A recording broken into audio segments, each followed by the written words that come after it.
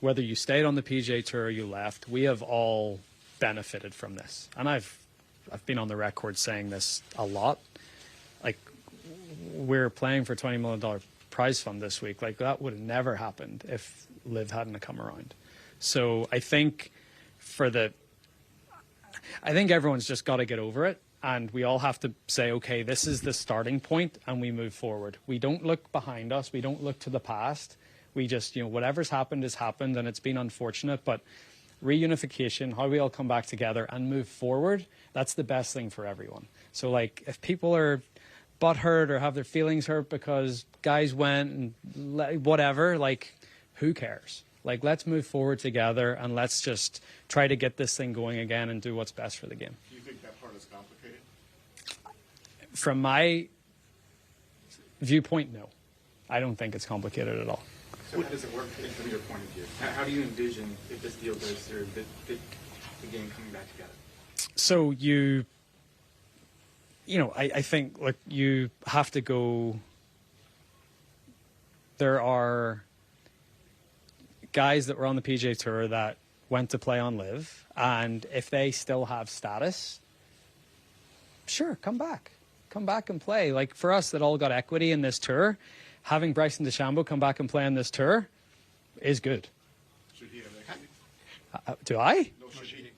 I think he should have the ability to earn equity, but I think what we have been given equity in this tour as a, I guess, quote unquote compensate, like, for being loyal in some way or staying. But I think these guys coming back, I think they should have the opportunity to earn equity, which I think will happen with, there's going to be these recurring equity grants every year. So I think they should have the opportunity to earn it, but I don't think they should be given it right away. Yeah, absolutely. Yeah, and providing value to the enterprise. Roy, how did you come to peace yourself personally with this idea?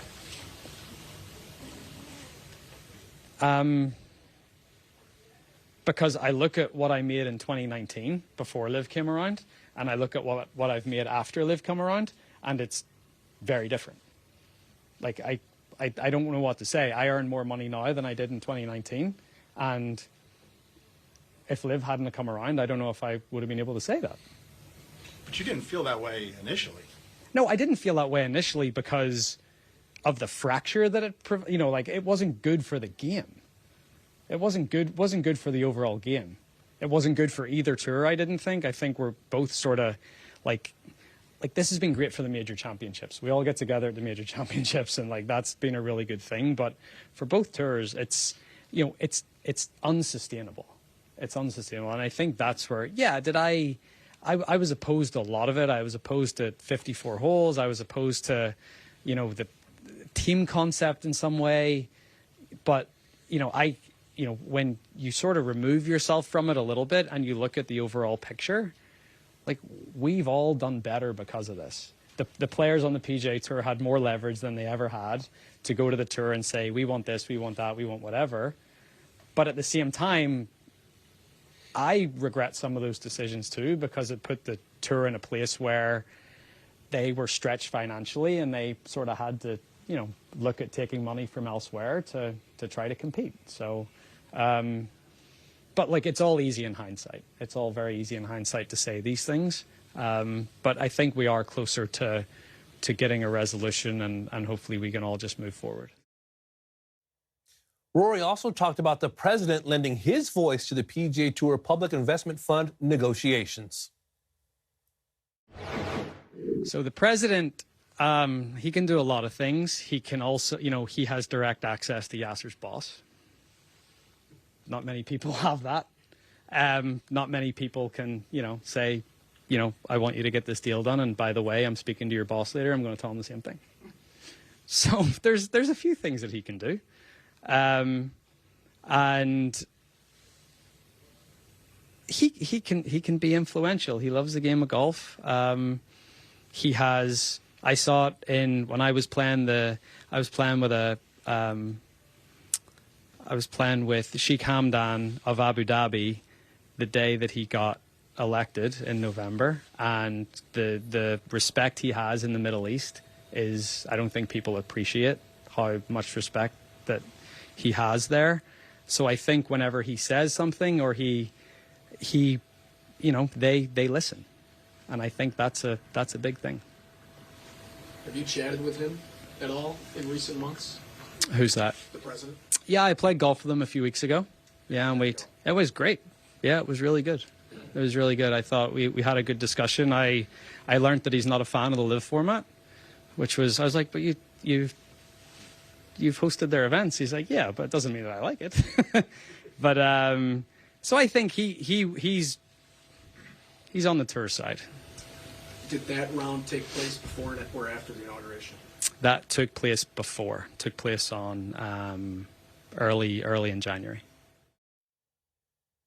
Rory McIlroy covering a lot of ground, saying in order to move forward, no looking back. Wow. I mean, it certainly sounded like a direct shot at members of the PGA Tour Policy Board saying, quote, I think everyone has to get over it. Talking about how certain players might be, quote, butthurt. Yeah. And that's all time to move forward together. And he makes a great point here, because once the financial component of this deal is finalized, then the big question becomes, how do you reintegrate the LIV players who have left the PGA Tour? And Rory's point is, here is a guaranteed way, if you're the PGA Tour, a guaranteed way to boost the star power of the PGA Tour. You would. By bringing in Rahm, by bringing Bryson. in He said Bryson by now. bringing in Brooks, Yeah. by bringing in DJ. It's a guaranteed way to boost the star power of the biggest events in the PGA Tour and to get some of these headliners back in the PGA Tour's good graces. You have to make that work, and you have to make that work quickly. What do you think of his comments about, hey, this has been good for me personally. Look what I made in 2019 compared to what I made last season. I mean, he's talking dollars and cents as opposed to the fracture and some of the disappointment, surely from the fans. I was a little surprised that he went there, but he's not wrong. I'm sure he's made much more since the fracture in professional golf, And I as, think as a lot of the players have. Yeah, and I think he's using that as a rationale for why everyone now needs to get over it. Okay. And put your hard feelings aside to do what's best for the game and to repair the fractures that have happened. Like, PGA Tour players have not all of a sudden, been compromised by the LIV divide. It's not like they've been enriched in ways they never could have possibly imagined. So everyone has benefited, and now there needs to be some sort of visionaries on the PGA Tour Policy Board and PGA Tour decision makers who can look at the grand scheme of things here and say, what is the best way to create the best PGA Tour product? Yeah. This status quo is not sustainable. That's not the answer. These two parallel tracks cannot work. You look at what happened last week. 2.9 million viewers, the PGA Tour. Right. Somewhere between 30 to 50,000 on LIV. Like, we can't continue going down that path. There has to be some sort of reintegration. And Roy's point, it needs to happen quickly. Yeah, he says people have to get over any hurt feelings from the past few years. He did cover a lot of ground. He got very close to talking about geopolitics as well, but he also talked about some things inside the ropes, including pace of play. The pace of play issue is a funny one because, that all started here a few weeks ago when the golf course got really difficult and it was windy. And, as I said earlier, the pitch and the slope of these greens, and you get those things running at 12 or 13 with that wind, like, it's going to take a while. Like, that's just what it is. But then, like, you have Pebble last week, and, CBS are complaining that we finished 30 minutes early. So it's like, what do you want? Like, so that it is a part of it. But, God, no one complains about pace of play at the majors. And usually if you're in one of those last couple of groups at Augusta on that Friday afternoon, it's probably the slowest round of the year. No one complains about pace of play at Augusta. So, I think people are, you need to understand that golf at the highest level takes a while. I just think but there's some things we can do to speed it up, but whether that takes a 5.5 hour round to a 5 hour and 15 round, I mean, it's not. I don't think it's going to make such an astonishing change that it's. I think that's always just going to be a stick to beat golf with, basically. How about that? Saying we play too long, you complain. We finished 30 minutes early, you complain. Is he right? I mean, that's the point of these signature events. We're probably not going to be talking pace of play with 72 players in the field this week at the Genesis Invitational. He brings up a good point in that we don't know what the goal is of speeding up play.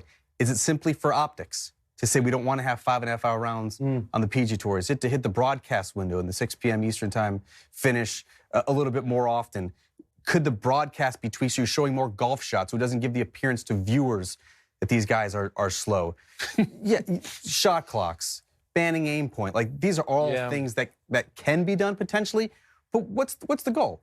Trimming, you're not going to trim 90 minutes off. I think it's the product in not going to a player in the middle of the fairway who has the club and then goes back to the bag and has another club and then waggles it 5 times and then backs off because of a little bird chirping. I think they want alacrity, speed, which is what modern sports offers viewers for the most part. For the most part, but golf is also like a contemplative game. You know, it's not like baseball where there's constant motion or football where you have the play clock and then you're getting into it. Like, golf is different. I don't want to see it sort of bastardized